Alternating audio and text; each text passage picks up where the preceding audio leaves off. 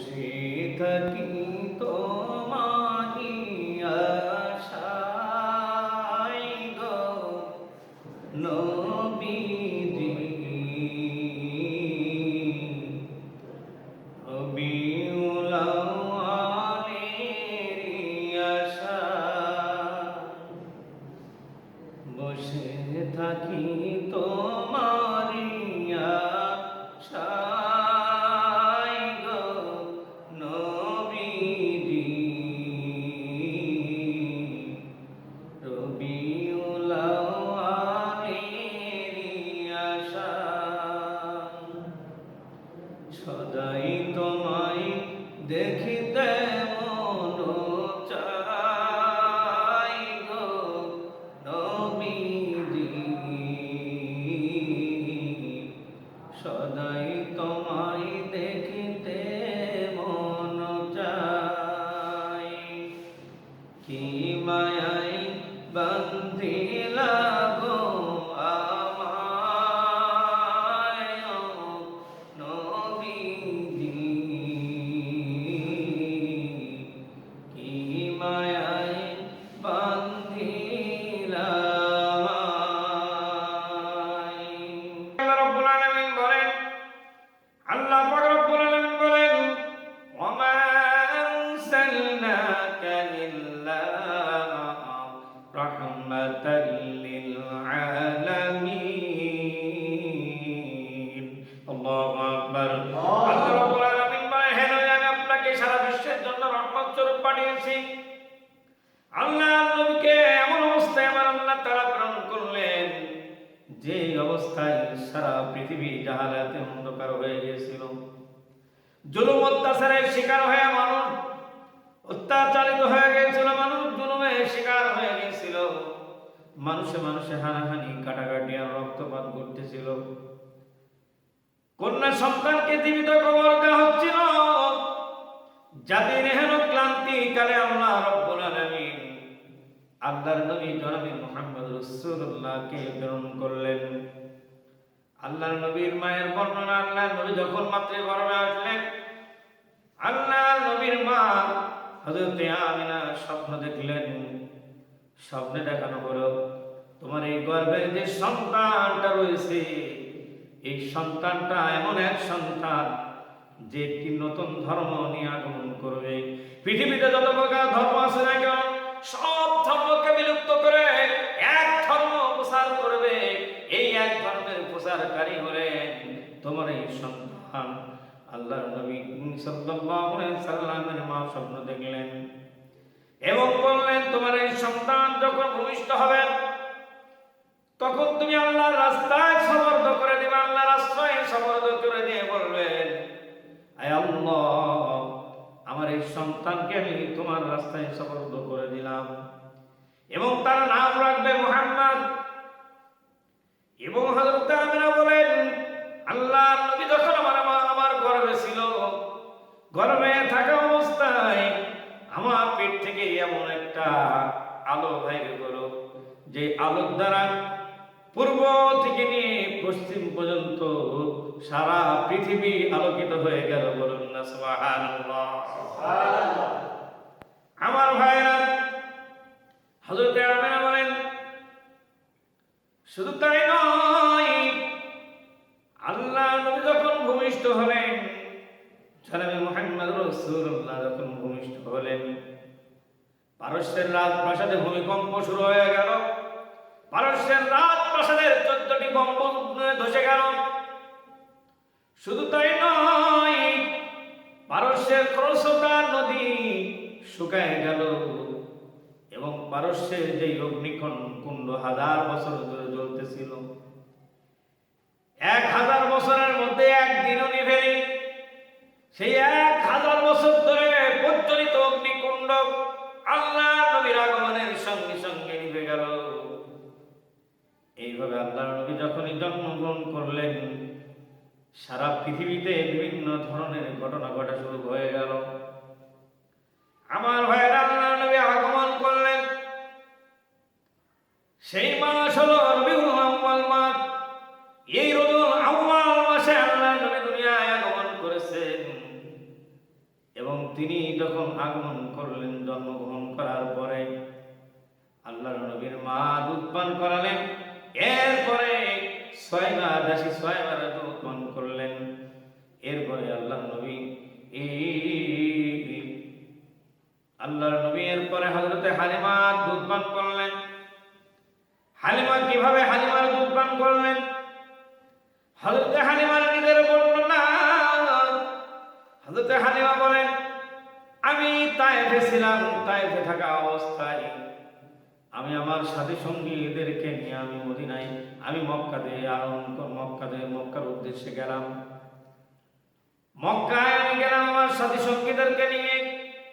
দুগ্ধ পুষ্য সন্তানদেরকে আমরা দুধ পান করানোর জন্য সন্তান আনতে গেলাম।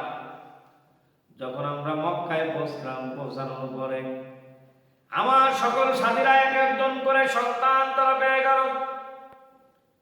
কিন্তু আমি দুর্বল হওয়ার কারণে আমি হালিমাকে কেউ সন্তান দিল না। আমার স্তনে দুধ না থাকার কারণে কেউ আমাকে সন্তান দিতে রাজি হলো না। আর সবাই সন্তান পেয়ে গেছে, কিন্তু আমার কোনো সন্তান নাই। আমি কোনো শিশু সন্তান পেলাম না। না পাওয়ার কারণে আমি চিন্তিত হয়ে গেলাম। তখন স্বামীকে বললাম, স্বামী গো, একটা মাত্র সন্তান এখানে আছে, শিশু সন্তান, এতিম সন্তান। আমার কোন সন্তান তো আমি পাইলাম না। আমি যখন কোন সন্তান পেলাম না, তাহলে আমি খালি হাতে ফিরে যাওয়ার চেয়ে এই এতিম সন্তানটাকে আমরা নিয়ে যাই, তুমি কি বলো? স্বামী বললেন, ঠিক আছে, তো এতিম সন্তানটাকে নিয়ে যাওয়া হোক। হযরত হালিমা রাদিয়াল্লাহু তাআলা আনহা আল্লাহর নবীকে নিয়ে এতিম সন্তান আল্লাহর নবীকে নিয়ে হালিমাতুস সাদিয়া রওনা দিলেন। যে গাধাটাই করে আসছিলেন, গাধা ছিল অত্যন্ত দুর্বল। আমার ভাইরা, কিন্তু যখন আল্লাহর নবীকে নিয়ে ওই গাধার উপরে উঠছে, গাধাটা এত দ্রুতগামী হয়ে গেছে। হযরত হালিমাতুস সাদিয়া রাদিয়াল্লাহু তাআলার সাথে তার সাথে সঙ্গী যারা ছিল, তাদের ওই গাধার গুলোতে হযরত হালিমার গাধাটা আরো দ্রুতগামী হয়ে আরো জোরে ছুটে চলে গেল। বলুন না সুবহানাল্লাহ। আমার ভাইরা, এরপরে প্রতিমধ্যে বিশ্রামের জন্য তাঁবু তৈরি করলেন। ওই তাঁবুতে বসে হযরত হালিমাতুস সাদিয়া রাদিয়াল্লাহু তাআলা আনহা তার সন্তান আব্দুল্লাহকে দুধ পান করানো শুরু করলেন। স্তনে কোনো দুধ নাই, কিভাবে দুধ খাবেন?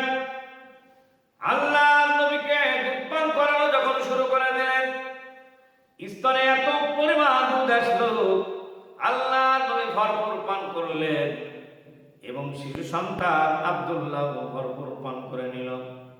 পরিতৃপ্ত সহকারে পান করার পরে হযরত হালিমাতুস সাদিয়া রাদিয়াল্লাহু তাআলা আনহা তার স্বামীকে বললেন, আমাদের উটনিটার থেকে একটু দুধ দহন করে নিয়ে আসো। হযরত হালিমাতুস সাদিয়া রাদিয়াল্লাহু তাআলা আর স্বামী উটনি থেকে দুধ দহন করার জন্য গেল। যখনই দুধ দেওয়া শুরু করে দিয়েছে আর বরকত শুরু হয়ে গেছে, এত পরিমাণ দুধ দিয়েছে, হযরত হালিমা তার পরিবার সহ সকলেই পরিতৃপ্তি সহকারে পান করে ওই রাত্রে আরামে ঘুমাইছে। বলুন না সুবহানাল্লাহ। হযরত হালিমা বলতেছেন যে অনেকদিন পরে আমরা এই পরিমাণ দুধ আজকে পান করলাম, পরিতৃপ্তি সহকারে আজকে আমরা খাবার পেলাম। বলে সুবহানাল্লাহ। বরকত শুরু হয়েছে, আল্লাহর নবীর বরকত, রাহমাতুল আলামিন, রহমতের নবী, বরকতের নবী। আল্লাহর নবী যখনই হালিমার কাছে তত্ত্বাবধানে গেছে, তখনই বরকত শুরু হয়ে গেছে। আমার ভাইরা,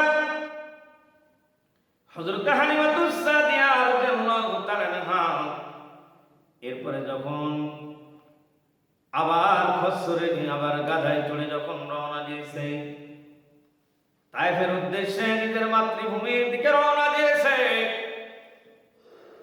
রওনা দেওয়ার সঙ্গে সঙ্গে তার সাথী যারা ছিল তাদের ঘোড়াগুলো হচ্ছে, তাদের গাধাগুলো হচ্ছে এত দ্রুতগামী গাধা। হযরতে হালিমার এই গাধাটা এত দ্রুতগামী হয়েছে, মানুষে বলা বলি করতে আরম্ভ করে দিল, ও হালিমারে, তুমি যে গাধাটায় চড়ে তুমি আমাদের সাথে আসছিলে, এটাই কি তোমার সেই গাধা?